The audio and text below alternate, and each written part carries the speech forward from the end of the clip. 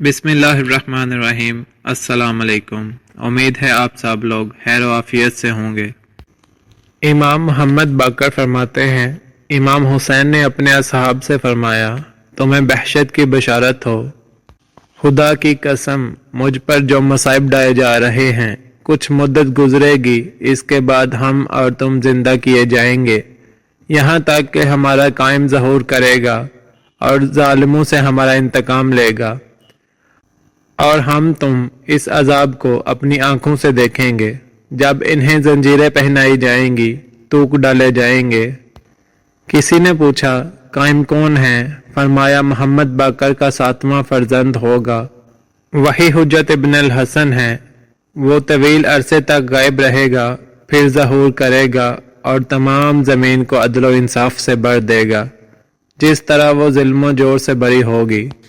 اس کے علاوہ یہاں بڑی اہم بات واضح کرتا چلوں کہ اگر خواتین شرعی حجاب کی پابندی نہیں کرتی اور اسلامی اخلاقیات کی پابندی کرنا انہیں نہیں آتا تو ایسی خواتین کو جلوس عزائے حسینی سے یقیناً دور رکھا جائے، کیونکہ جلوس عزا میں آنے کی بھی کوئی بنیادی اخلاقیات ہوتی ہیں، جیسے کربلا کے میدان میں مولا حسین علیہ السلام ہر خاتون کو نہیں لے کر گئے، ایسی ہی ہر قسم کی خاتون کو جلوس عزا میں شرکت کرنے کی اجازت نہیں دی جا سکتی۔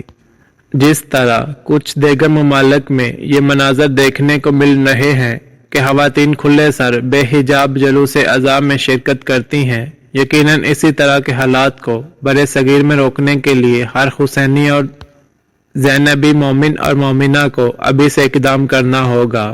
ہمارا جلوس عزا دیگر جلوسوں کی طرح فقط احتجاج نہیں ہے کہ جس میں شرکت کے لیے کسی معیار کا پاس نہ رکھا جائے، بلکہ ہمارا جلوس عزا کربلا کا ترجمان ہے کہ جس میں کربلائی تعلیمات کی پامالی ہرگز قبول نہیں۔